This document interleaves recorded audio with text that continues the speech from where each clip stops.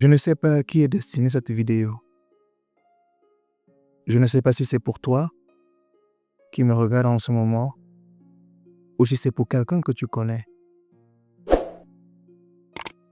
Mais il m'est venu l'inspiration de partager la chose suivante avec toi.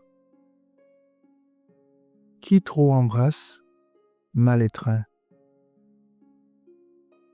Très souvent, on ne réussit pas à atteindre certains résultats. On ne réussit pas à créer l'impact qu'on veut créer. On ne réussit pas à aller plus loin, aller plus haut ou aller plus loin, simplement parce qu'on veut faire plusieurs choses à la fois. Ce n'est pas parce que tu as reçu plusieurs talents que tu vas tout faire. Ce n'est pas parce que tu es capable de faire plusieurs choses que tu vas tout faire. Je le dis parce que je suis passé par là. Et c'est la formule idéale pour l'épuisement professionnel, pour le burn-out, pour la frustration, pour le regret, pour le stress, pour l'angoisse, pour la panique. Parce que qui trop embrasse mal étreint. Et tu ne te concentres pas sur ce qui est important. Tu veux tout faire à la fois, tu veux tout satisfaire à la fois, et en fin de compte, tu ne fais rien de consistant, tu ne satisfais rien d'intéressant. Quel est ton projet? Qu'est-ce qui te tient vraiment à cœur? Qu'est-ce qui est vraiment important pour toi? Qu'est-ce qui mérite ton temps, ton attention, ton énergie? Quel est le point central sur lequel tu peux te concentrer pour faire avancer les choses? Tu sais chanter, tu sais jouer de la guitare, tu sais parler en public, tu sais prêcher dans une église, tu sais faire bien d'autres choses. Qu'est-ce qui est important pour toi? Quel est l'élément, quel est le chemin que tu veux prioriser? Parce que souviens-toi, qui trop embrasse, mal étreint. Tu veux peut-être développer ta carrière et tu te rends compte qu'il te faut apprendre à parler en public, qu'il te faut apprendre à mieux rédiger tes rapports, qu'il te faut apprendre 2 ou 3 ou 4 compétences techniques. Et du coup, tu as envie de tout transformer à la fois. Tu as envie de tout changer en un seul jour. Souviens-toi, qui trop embrasse, mal étreint. Et si dans toute cette liste, tu allais choisir une chose sur laquelle tu te concentrais et que tu réussissais à faire, et au moment où tu as atteint l'excellence dans cette chose-là, tu décides maintenant de passer à la chose suivante. Qui trop embrasse, mal étreint. Je le dis et je le redis encore, parce que c'est l'histoire de ma vie. Parce que c'est l'histoire des erreurs que j'ai commises. J'ai cru, j'étais sûr, j'étais certain qu'il fallait tout faire à la fois, qu'il fallait transformer tout à la fois. À un moment donné, ma vie était un véritable chantier parce que tout était en construction. Toutes les cases, toutes les chambres de ma maison étaient en construction. Et quand je dis ma maison, ici je parle de ma vie, mais ça ne se passe pas comme ça. Parce que ça va t'épuiser, parce que ça va te fatiguer. La même logique devrait s'appliquer dans ton travail. N'essaye pas de tout changer à la fois. N'essaye pas de tout transformer à la fois. On dit souvent que la vie est courte, c'est vrai.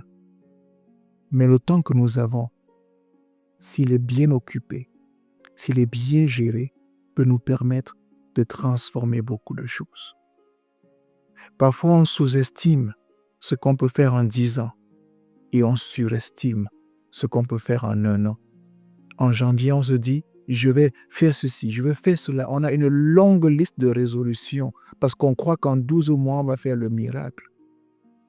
12 mois plus tard, on n'a pas fait grand-chose, nous sommes en novembre. Que sont devenues tes résolutions de janvier? À quel pourcentage as-tu réalisé tes résolutions de janvier? As-tu exécuté ces résolutions de janvier? Le prochain janvier arrive Est-ce que tu vas prendre les mêmes et recommencer? Ou alors tu vas prendre une décision en te disant, cette fois-ci, je fais les choses autrement. Cette fois-ci, je fais les choses différemment. Tu n'as pas besoin de tout étaler sur 12 mois. Tu peux avoir ta liste de résolutions, d'accord, mais choisis un élément important. Choisis un élément essentiel. Donne-toi 12 semaines, 3 mois pour exécuter cet élément important, cet élément essentiel. Lorsque tu as terminé avec ce premier point, tu fais ton évaluation, tu passes au second point, je te donne encore 12 semaines. Si en entreprise, on a des évaluations à mi-parcours, pourquoi dans ta propre vie, tu ne devrais pas avoir une évaluation à mi-parcours? Pourquoi fixer un objectif en janvier et attendre le 31 décembre pour se rendre compte qu'il n'a pas été réalisé? Fixer encore peut-être le même objectif pour le janvier de l'année qui suit et reprendre le même cycle infernal, le même cercle vicieux. Qui trop embrasse, mal étreint. Je ne te souhaite pas de trop embrasser. Parce que j'ai trop embrassé, je me suis senti fatigué. Non seulement je me suis senti fatigué, je me suis aussi senti frustré parce que je n'atteignais pas les résultats. Je courais en rond. J'étais superficiel dans chaque chose parce que je faisais plusieurs choses à la fois. C'est Bruce Lee qui a dit la chose suivante. Il a moins peur d'une personne qui peut pratiquer 1000 stratégies de lutte. Mais il a plus peur d'une personne qui a pratiqué une seule stratégie de lutte 1000 fois. La différence est claire. La différence est nette. Il ne s'agit pas de tout faire à la fois, mais il s'agit de choisir une seule chose, devenir excellent dans cette chose-là. Lorsque cette excellence est établie, on peut maintenant passer à l'étape suivante. Alors pour toi, quelle est cette chose? Quel est ce point que tu as besoin de maîtriser? Quel est cet élément pour lequel tu as besoin d'excellence? Parce que rassure-toi, chaque petite discipline compte. La discipline que tu vas mettre pour maîtriser ce point, cette compétence, cette expertise, pour atteindre ce niveau d'excellence, va avoir une influence sur les autres aspects de ta vie et sur les autres éléments que tu vas choisir plus tard pour maîtriser. Qui trop embrasse, mal étreint. Qu'est-ce que tu es en train d'embrasser maintenant? Qu'est-ce que tu es en train d'embrasser aujourd'hui? Et tout ce que tu embrasses, est-ce que ça te permet d'avancer? Ou alors, c'est tellement lourd que tu es cloué sur place? On a parfois développé une connexion émotionnelle avec nos activités, avec nos projets, avec ce qu'on a à réaliser. Et on a l'impression que si on remet à demain une chose, on est en train de faire une certaine infidélité à cette chose-là. Non. Non. Ce n'est pas une infidélité. C'est plutôt une approche stratégique. Il s'agit de se dire, qu'est-ce qui me permet d'avancer ici? Et lorsque tu as identifié ce qui te permet d'avancer, tu avances avec, avant de voir l'autre plus tard. Ce n'est pas de l'infidélité que tu te fais à toi-même. Bien au contraire, c'est un service que tu te rends. Qui trop embrasse, mal étreint. Qu'est-ce que tu es en train d'embrasser? Qu'est-ce que tu es en train de mal étreindre? Qu'est-ce que tu devrais lâcher? Quel niveau d'espace devrais-tu créer? Parce que quand c'est mal étreint, ça veut dire que c'est étouffé. Il y a donc quelque chose qui a besoin de respirer. Il y a donc quelque chose qui a besoin d'air. Ce quelque chose, je ne peux pas le déterminer à ta place. Ce quelque chose, je ne peux pas l'identifier pour toi. Tu vas te dire, mais pourquoi Patrick parle comme ça aujourd'hui? J'ai voulu avoir une conversation à cœur ouvert avec toi. Parce que quand je parle à toi, je parle à moi-même. Quand je te donne un rappel, je te donne le rappel à moi-même. Quand je te donne un conseil, je le donne d'abord à moi. J'ai souvent l'habitude de dire que je fais ces vidéos par pur égoïsme.